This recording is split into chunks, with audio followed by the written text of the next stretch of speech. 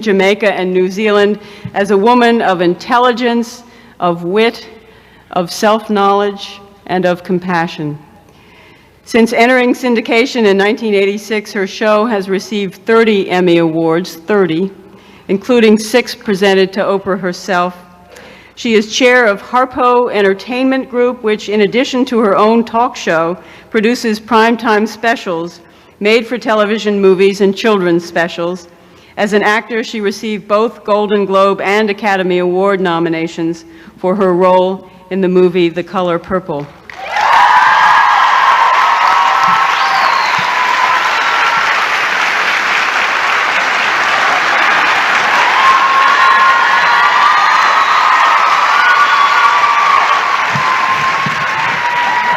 There's more. She's an incredible woman. She has earned critical acclaim for her performances in projects produced by Harpo Films, including The Women of Brewster Place, and others that portray women in true-to-life roles that convey strength and dignity. She is a feminist, and for that we thank and salute her.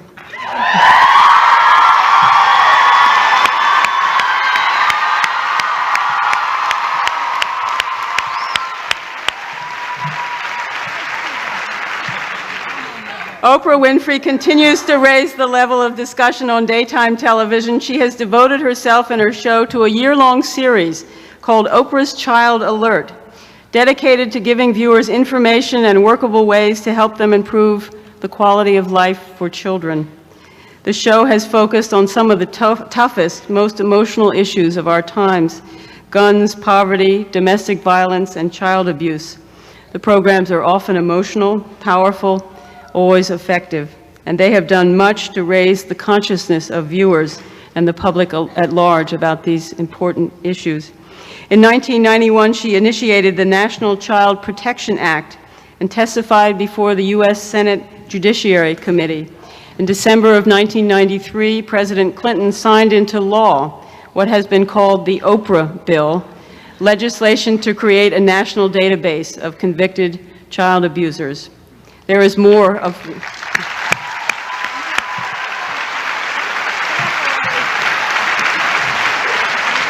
She says enough already. I'm not going to stop. Enough already. I've got the microphone. You usually have the microphone. I'm going to keep right on going. Oprah's Book Club. Oprah's Book Club is not only boosting sales for some incredibly grateful authors, and I see some lumps under the gowns of some of our faculty. I think they want to slip you some books. But once the book gets on her show, it's a runaway bestseller.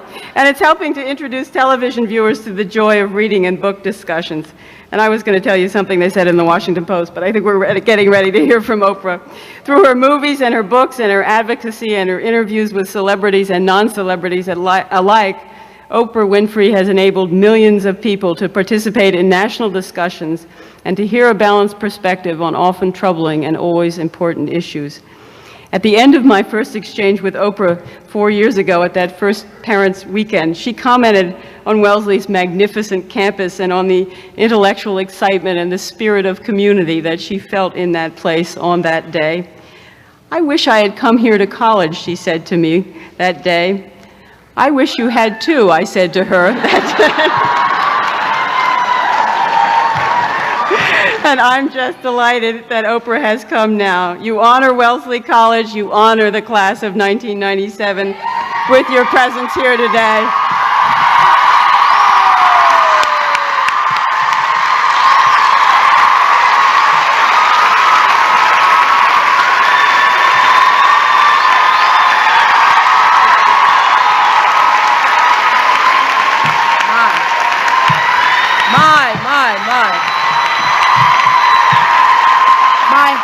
Off to you. My hat's off to you.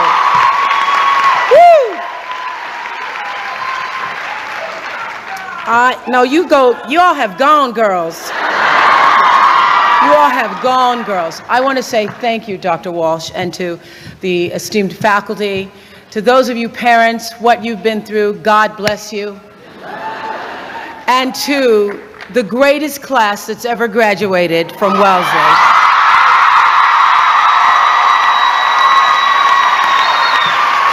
I must say, you are my heart. She's right, Dr. Walsh is right. I saw you walking in and I started to weep. And I don't consider myself a weeper, but I guess I must be if I started to weep. Because I know what it takes to get through here. And I am so proud of all of you for getting through. Thanks for inviting me to the party. Thanks for inviting me to this party, this celebration. I told Dr. Walsh as we were walking in, my graduation was nothing like this. Nobody was having this much fun. When Wendy, Stedman's daughter, Stedman's my beau, fiance, don't ask me when we get married. When Stedman's daughter, Wendy, was looking for a school 4 years ago, no doubt I was far more delighted than she when she chose Wellesley, because I knew what she was in for. I had wanted to come to this school. I wanted to be here, but I couldn't get no scholarship. So I wanted to be here and have lived these past years vicariously through her. I was, as Dr. Walsh said, here with Wendy's father, Stedman, and Wendy's mother, Glinda, on Parents' Day, and I was in awe of this place because, see, you all seem to have so much fun without a keg or anything, and yet you all seemed so serious, so committed to this place with guts and with grace. And I saw your sense of integrity and felt your intellect and realized that this was a very special giving place. Wellesley is a gift to any woman who's willing to open her mind and her heart to it.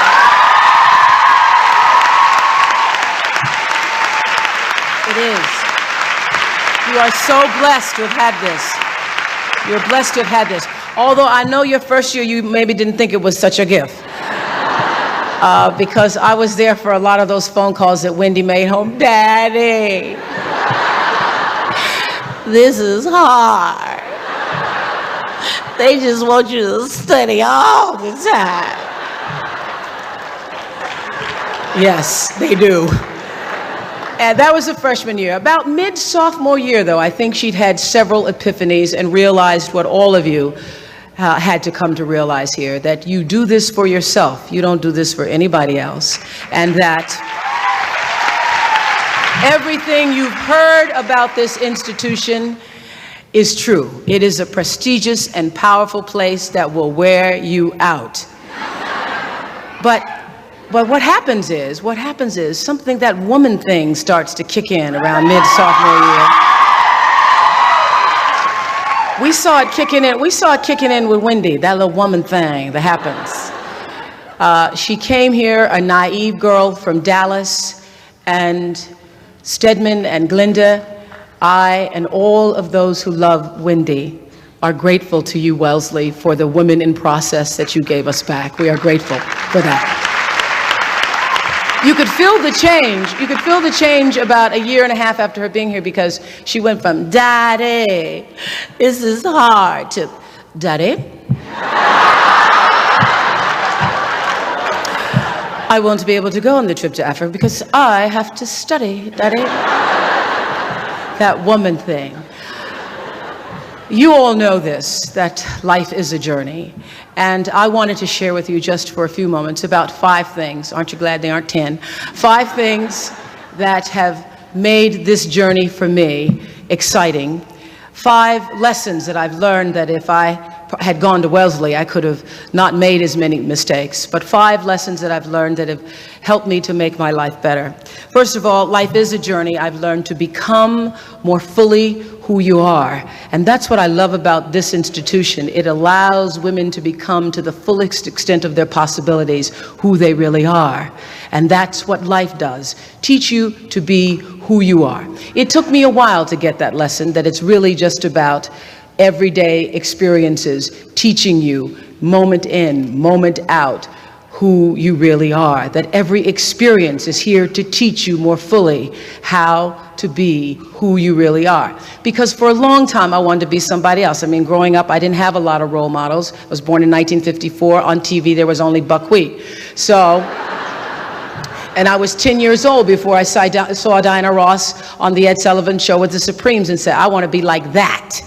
And it took me a long time to realize I was never going to have Diana Ross's thighs, no matter how many diets I went on. I wasn't going to have her hair neither unless I bought some.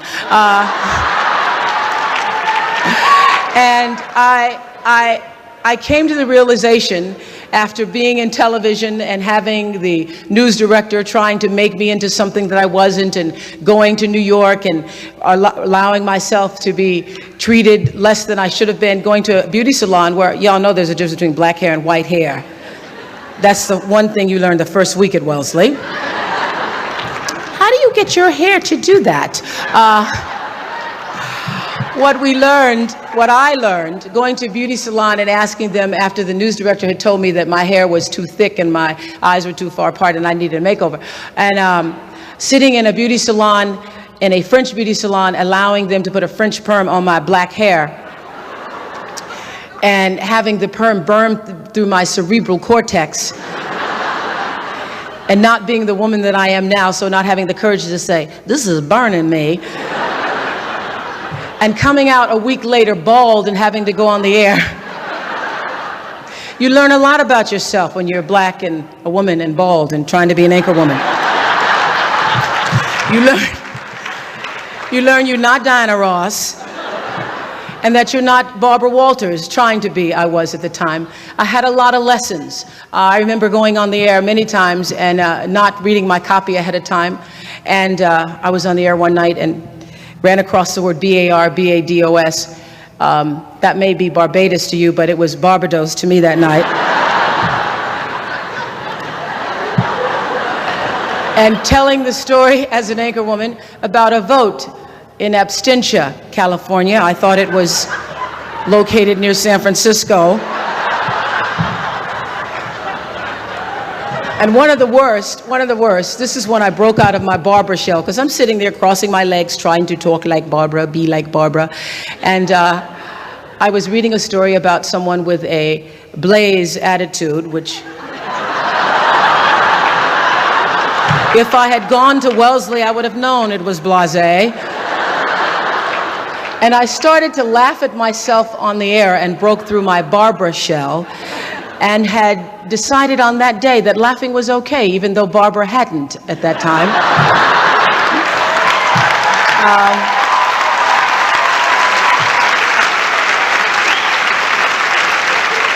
And it was through my series of mistakes that I learned that I could be a better Oprah than I could be a better Barbara. And I allowed Barbara to be the mentor for me, as she always has been.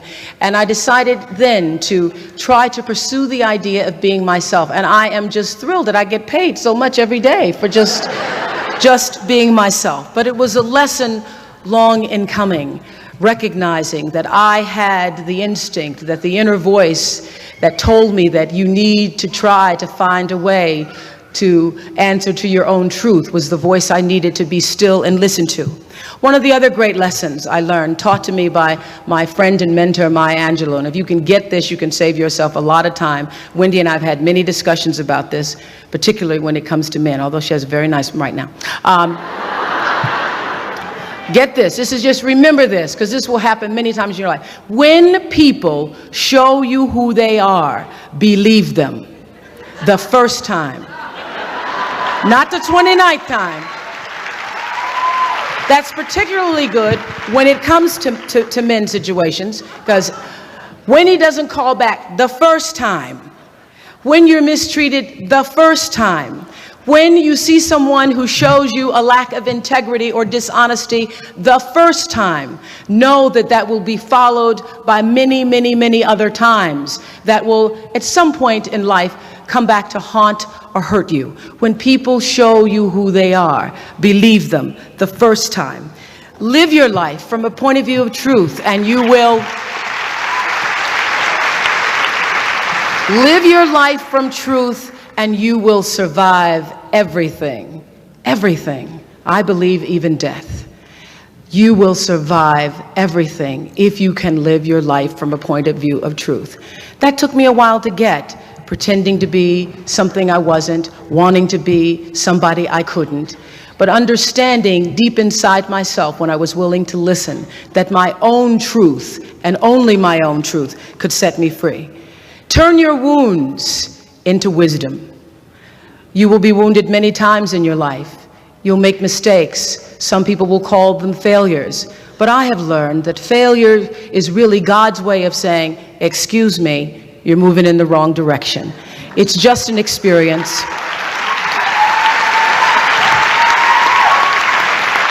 Just an experience. Just an experience. I remember being taken off the air in Baltimore, being told that I was no longer being fit for television and that I could not anchor the news because I used to go out on the stories. And my own truth was, even though I'm not a weeper, I would cry for the people in the stories, and which really wasn't very effective as a news reporter, to be covering a fire and crying because the people lost their house. And it wasn't until I was demoted as a on-air anchorwoman and thrown into the talk show arena to get rid of me that I allowed my own truth to come through. And the first day I was on the air doing my first talk show back in 1978, it felt like breathing, which is what your true passion should feel like. It should be so natural to you. And so I took what had been a mistake, what had been perceived as a failure with my career as an anchorwoman in the news business, and turned it into a talk show career that's done okay for me. Be grateful. I have kept a journal since I was 15 years old, and if you look back on my journal when I was 15, 16, it's all filled with, boy troubles, men troubles. My daddy wouldn't let me go to Shoney's with Anthony Odie, things like that. As I've grown older, I've learned to appreciate living in the moment, and I ask that you do too. I'm asking this graduating class, those of you here, I've asked all of my viewers in America and across the world to do this one thing. Keep a grateful journal. Every night, list 5 things that happened this day, in days to come, that you are grateful for. What it will begin to do is to change your perspective of your day and your life. I believe that if you can learn to focus on what you have, you will always see that the universe is abundant and you will have more. If you concentrate and focus in your life on what you don't have, you will never have enough. Be grateful. Keep a journal. You all are all over my journal tonight. Create the highest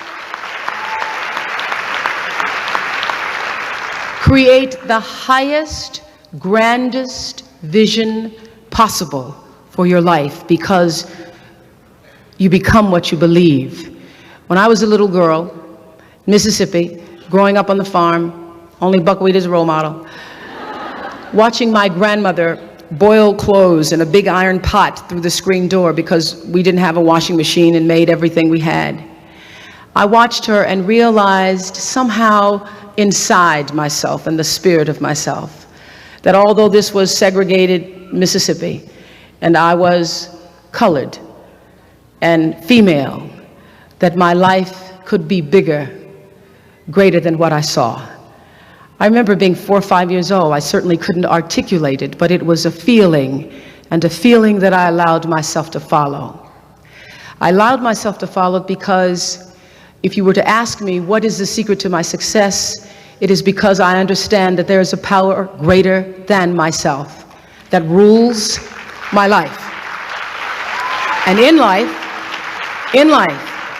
if you can be still long enough in all of your endeavors, the good times, the hard times, to connect yourself to the source. I call it God. You can call it whatever you want to, the force, nature, Allah, the power. If you can connect yourself to the source and allow the energy that it is your personality, your life force, to be connected to the greater force, anything is possible for you. I am proof of that. I think that my life, the fact that I was born where I was born, in the time that I was and have been able to do what I've done speaks to the possibility, not that I am special, but that it could be done. Hold the highest, grandest vision for yourself. Just recently, we followed Tina Turner around the country because I want to be Tina. So I had me a nice little wig made and followed Tina Turner because that's what I can do. And one of the reasons I wanted to do that is because Tina Turner is one of those women who's overcome great obstacles, was battered in her life, and like a phoenix rose out of that to have great legs and a great sense of herself. And I wanted to honor other women who had overcome obstacles and to say that Tina's life, although she is this great stage performer, Tina's life is a mirror of your life because it proves that you can overcome. Every life speaks to the power of what can be done. So I wanted to honor women all over the country and celebrate their dreams. And Tina's tour was called the Wildest Dreams Tour. So I asked women to write me their wildest dreams and tell me what their wildest dreams were.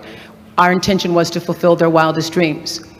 We got 77,000 letters, 77,000. And to our disappointment, we found that the deeper the wound, the smaller the dreams. So many women had such small visions, such small dreams for their lives, that we had a difficult time coming up with dreams to fulfill. So we did fulfill some. We paid off all the college debt for a young woman whose mother had died and she'd put her sisters and brothers through school. We paid off all the bills of a woman who had been battered and managed to put herself through college and her daughter through college. We sent a woman to Egypt who was dying of cancer, and her lifetime dream was to sit on a camel and use a cell phone. We bought a house for another woman whose dream had always been to have her own home, but because she was battered and had to flee with her children one night, had to leave the home 17 years ago. And then we brought the other women who said, we just want to see you, Oprah, and meet Tina. That was their dream. Imagine when we paid off the debt, gave the house, gave the trip to Egypt, the attitudes we got from the women who said, I just want to see you. And some of them afterwards were crying to me saying, we didn't know, and this is unfair. And I said, that is the lesson. You needed to dream a bigger dream for yourself. That is the lesson. Hold the highest vision possible for your life, and it can come true.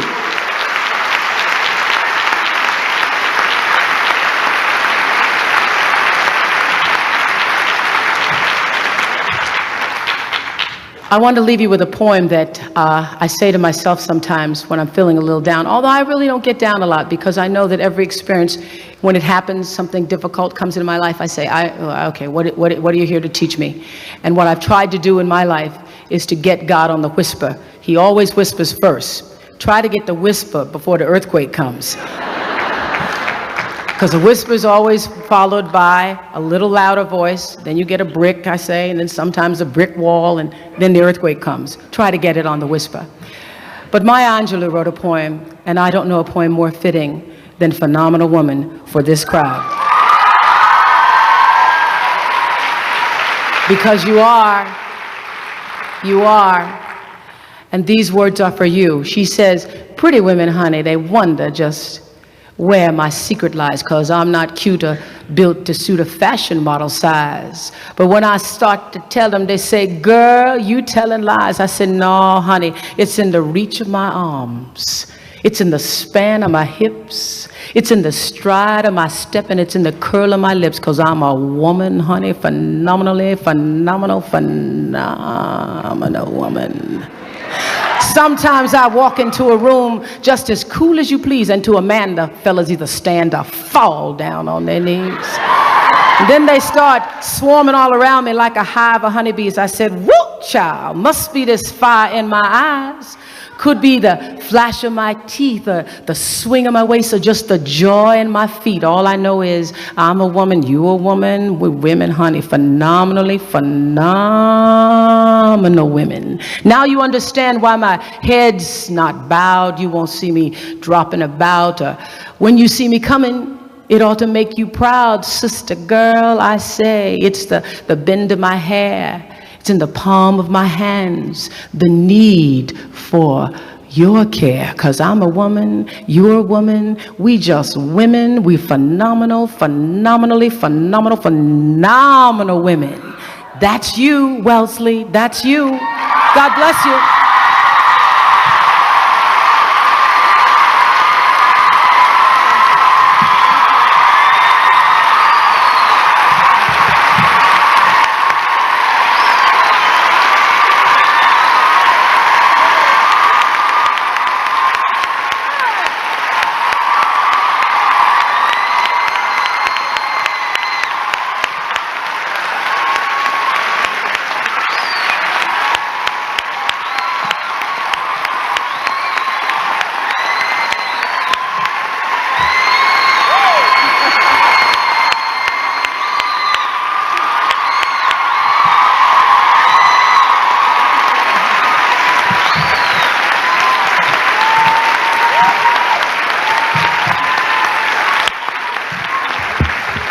Well, that was phenomenal. That was truly wonderful.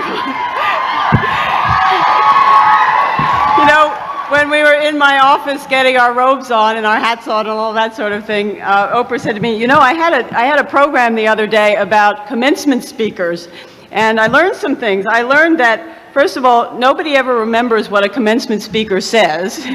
This was right after I'd thanked her for doing this. And she said, and most people don't even remember who their commencement speaker was. Well, I have a feeling that we're all going to remember who our commencement speaker was.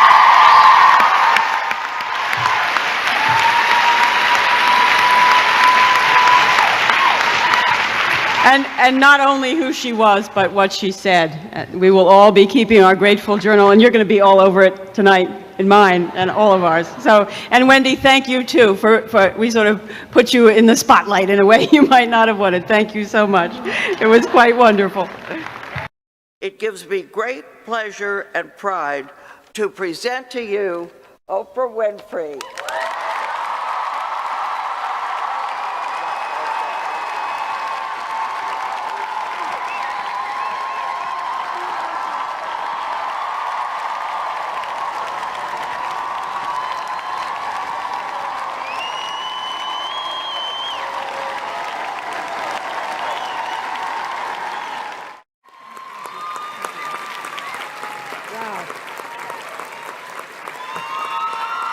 Thank you. Thanks. Thank you. Thanks, President Keach. Morning, Agnes Scott!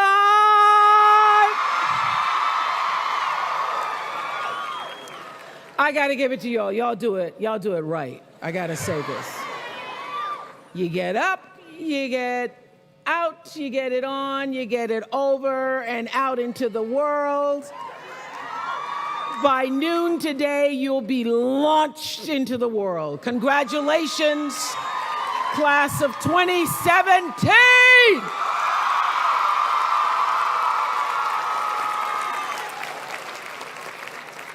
I'm really happy to be here. As President Keisha said, this isn't my first visit. I was here in the summer filming for The Immortal Life of Henrietta Lacks over, I think it was a Rebecca Hall, and it was 104 degrees.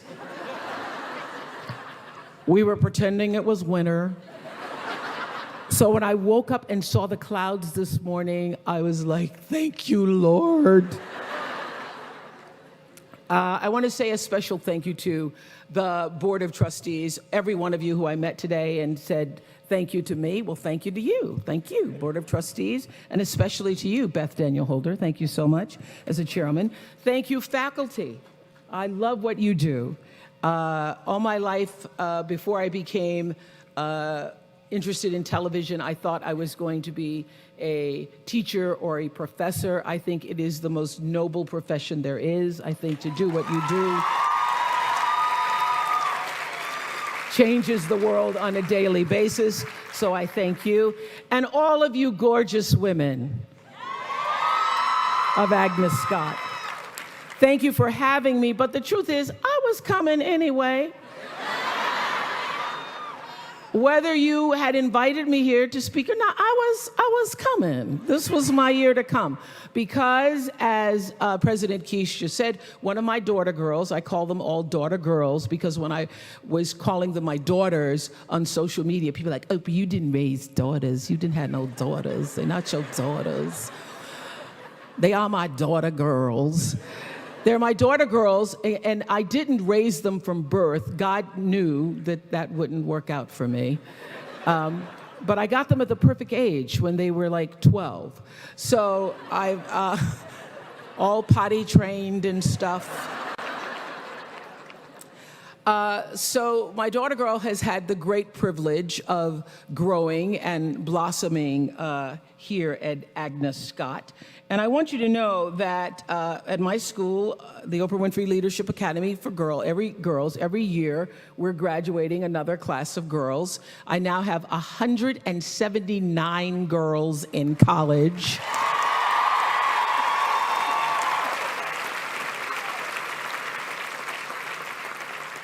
Twenty of them came to the United States. 10 are graduating this year.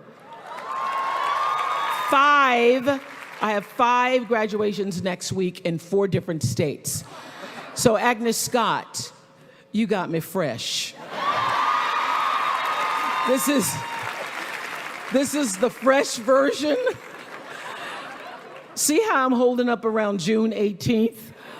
After the 9th one, one of the 10 called me recently, all tentative, like, oh, Mama, I'm so sorry. I'm so stressed. I wasn't able to complete one of my courses, so I'm not going to graduate. I went, yes! You are stressed and you can't graduate in June, and I only have 9 graduations? Fantastic. I sent her 3 dancing emojis.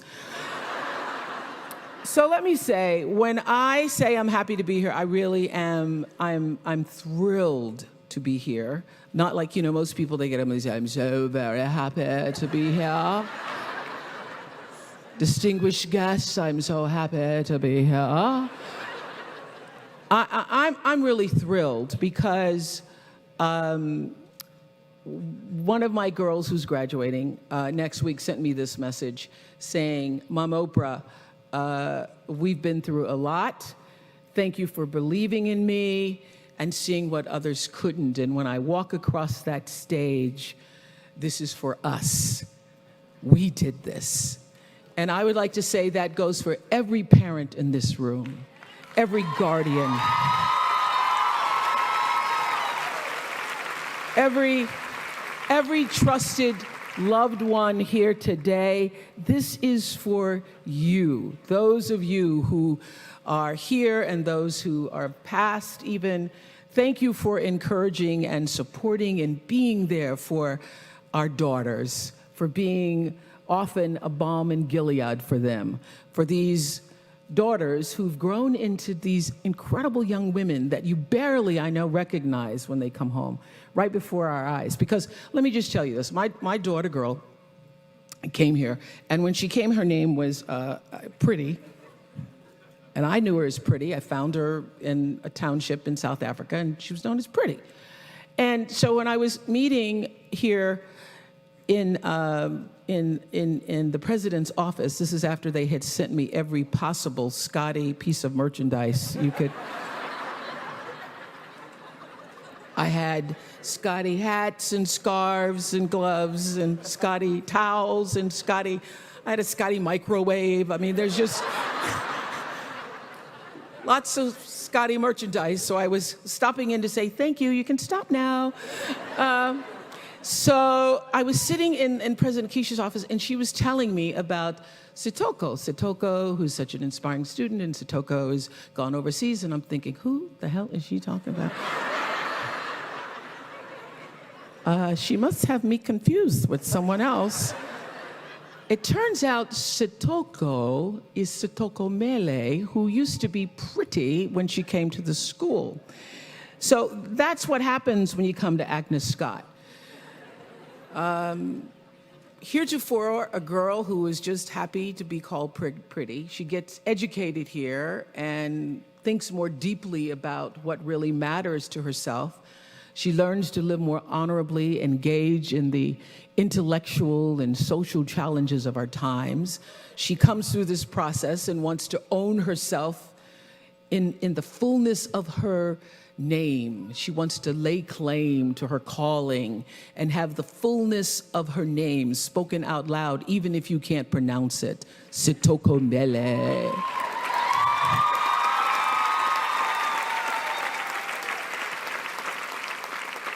That's what happens when you come here to Agnes Scott. You leave a more deepened human with higher standards, striving to realize your social and your academic responsibility to the community and our world. And whoa, does the world need you right now? Really, the struggle is real out there. It's real. The struggle to remain compassionate and the struggle to remain committed and the struggle to be constructively engaged. That's the challenge that you're in for, class of 2017.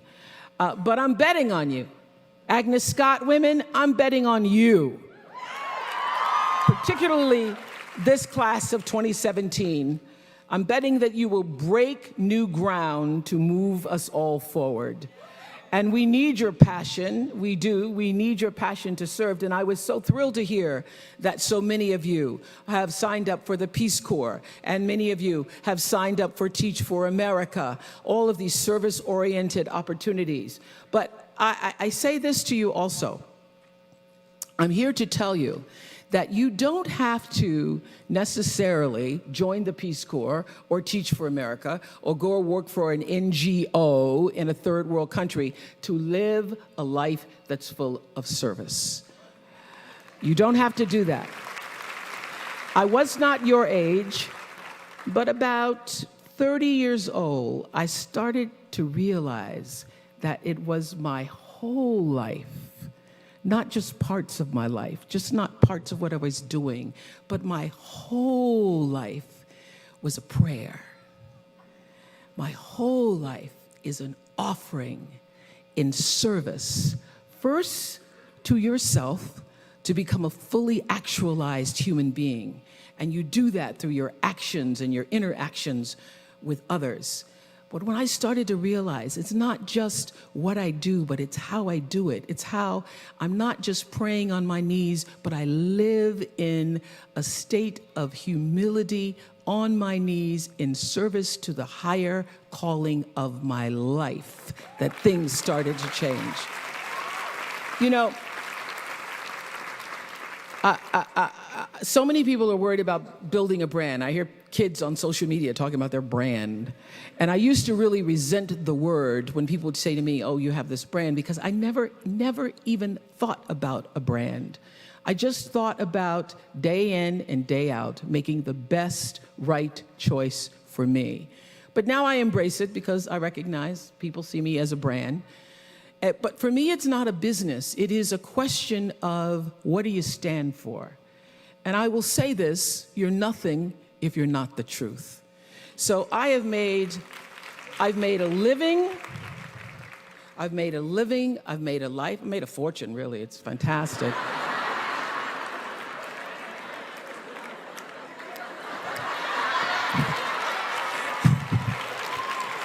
All good from being true to myself. And that's if I could leave you with any message today, that is it. The biggest reward is not financial benefits, though it's really good. You can get a lot of great shoes. Nothing wrong with great shoes. But those of you who have a lot of shoes know that having great shoes and a closet full of shoes or cars or houses or square footage doesn't fill up your life. It doesn't. But living a life of substance can. Substance through your service, your offering of your whole self. And the baseline for how do you live a life of substance is whatever is the truth for you. What do you stand for? So when I was saying to my girls last night, some of them had come in to support Sitokamele, what should I talk to you about? They were like, why don't you just, any one of the things you've told us over 100 times will work. So I usually go to my school in South Africa once a year, and I teach a class called Life 101, where for a week I just talk about what I think you need to know to go out in the world. So I'm trying to distill it for you today. And I would say that having compassion for other people is at the top of that list. I would say commitment is at the top of that list. And also a spirit of constructive engagement. And by compassion, I don't just mean sympathy. It certainly isn't pity. It's being present, and it's also feeling with other beings. You know, during the years of the Oprah show, I interviewed over 37,000 people one-on-one.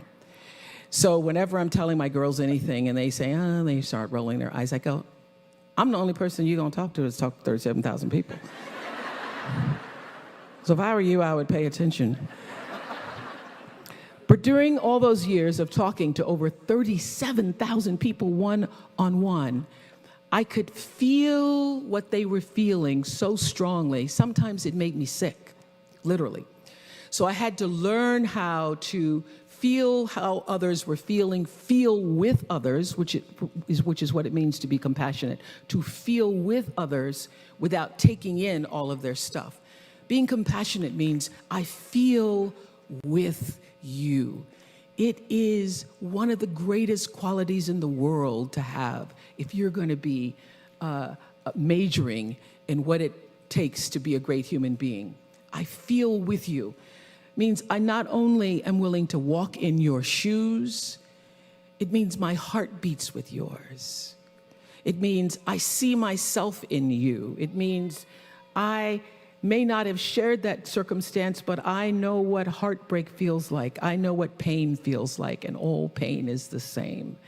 It means I can feel your will to want to do better and be better, and I feel and I am with you. In spite of everything that's happened to you, I feel your need to rise. I want to help you rise. I want to rise with you. So compassion's one of them. Commitment is another. You know, one of my favorite quotes is Dr. King, who says, not everybody could be famous, but everybody can be great because greatness is determined by service. I am committed to service. Service through my work, service through my life's purpose. And if you make a commitment, a conscious intention to be committed to the work that you do, to the relationships that you have, your life will unfold with such beauty and grace through that commitment.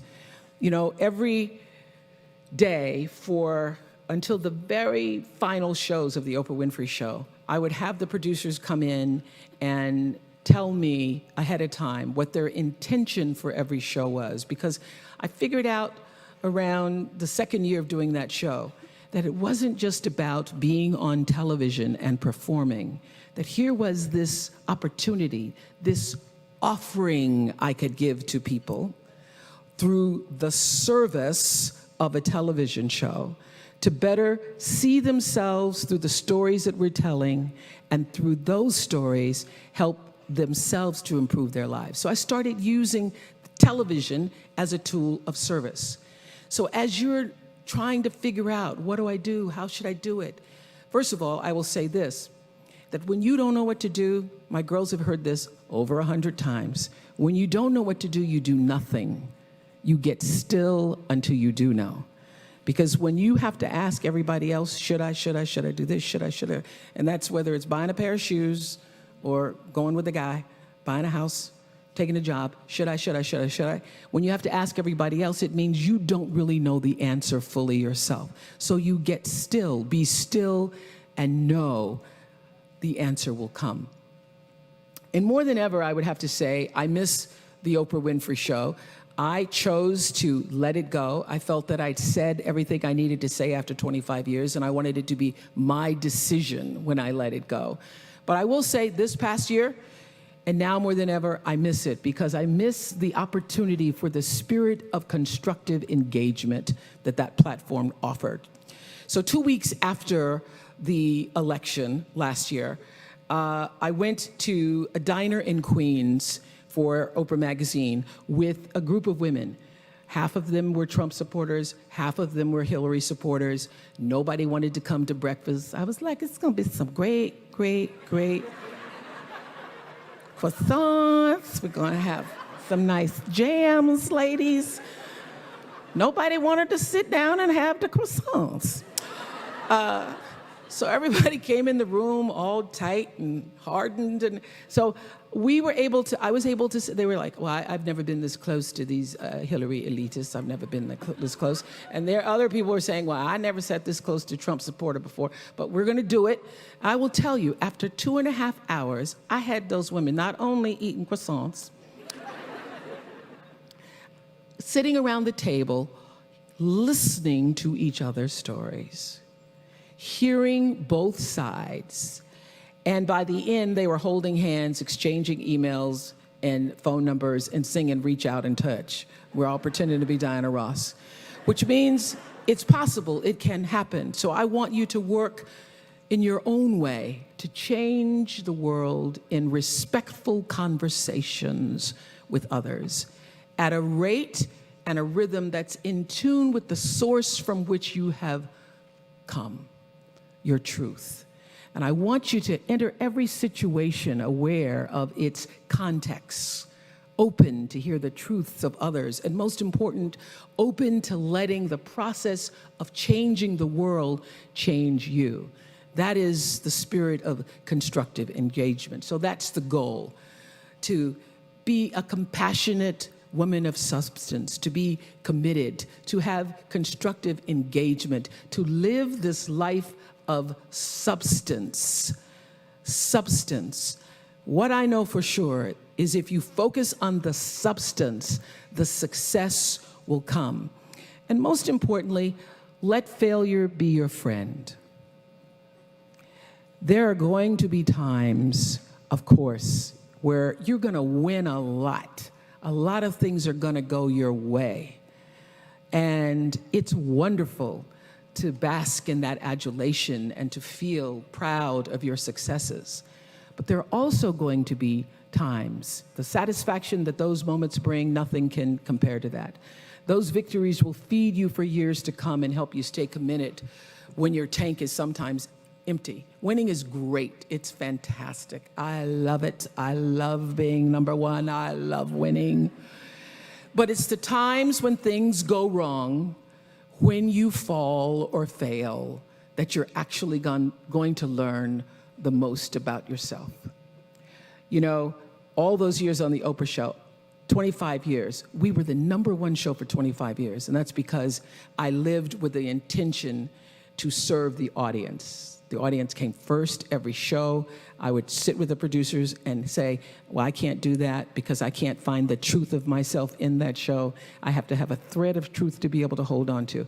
So I knew so well the audience. I felt like I was the audience was me, and I felt so connected. And then I ended that and started a new network. And I flailed for a while. And I was really upset with myself. But I will tell you that when I was able to shift the paradigm to start to looking at, wow, what I have instead of what I don't have, what I have instead of what I thought I'd lost, I was able to begin to turn things around. But it's those moments of uncertainty. It's the moments where, you know, all of my mistakes show up on the evening news. You can make a mistake. I can tell if I've done something wrong. It's on the CNN crawl. I can read about it. But learning from the moments where things weren't going so great, being able to get still, to connect with that which I know is God, the force, the power greater than myself, and to come back and realize that in order to move forward, you move forward by taking the next right step. You don't have to know everything to do. You don't have to know all the steps to make, just what is the next right move. And then there's this.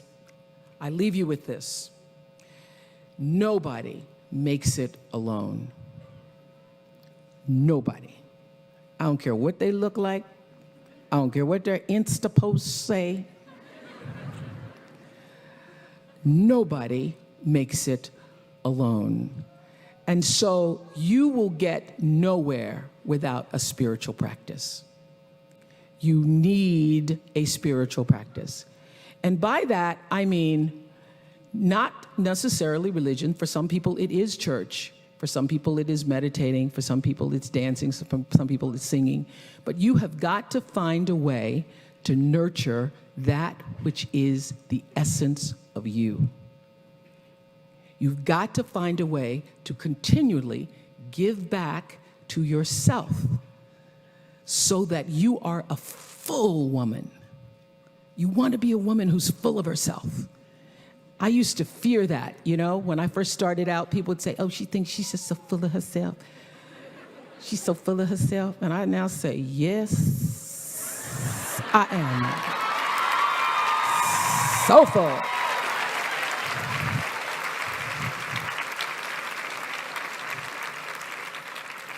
I am so full, my cup is running over.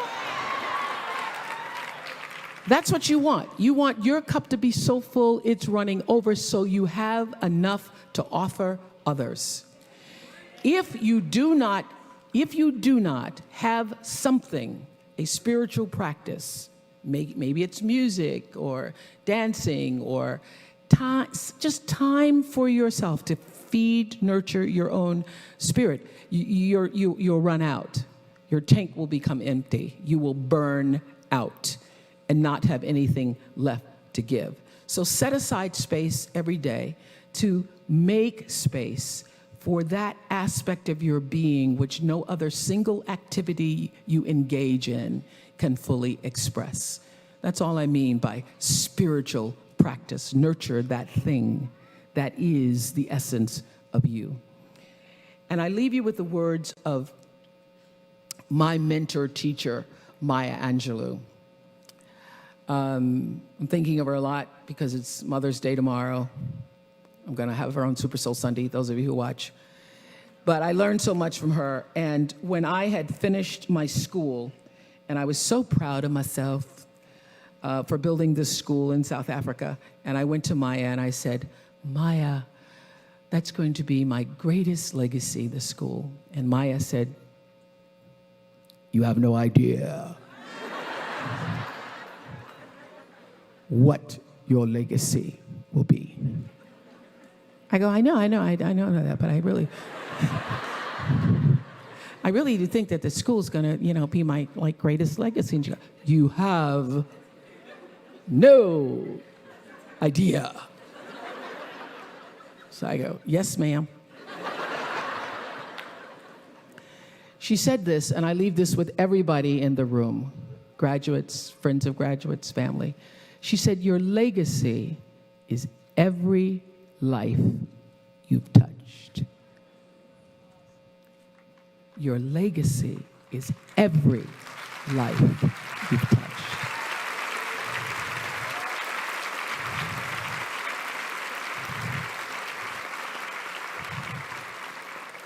It's not just the big school with your name on it. It's not the awards that you received. It's not the acclaim. It's every single human being you've ever come in contact with. You have left your heartprint and your legacy. I remember the story of a man who was a police officer who his heart had stopped, and they weren't even able to get him to the emergency room, and just cut him open on the floor of the hospital as he was entering the hospital and massaged his heart, he said, for 9 minutes, trying to bring him back.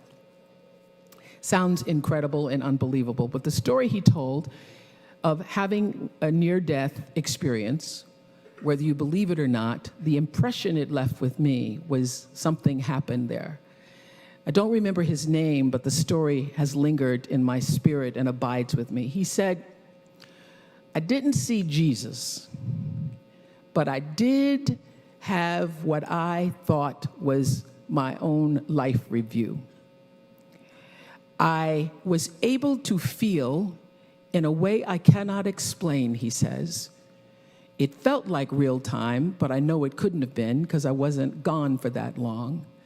But I was able to feel in what felt like to me real time every single thing I ever did. And I was able to feel the feelings that I created in other people. I was a wife beater, he said. I used to beat my wife.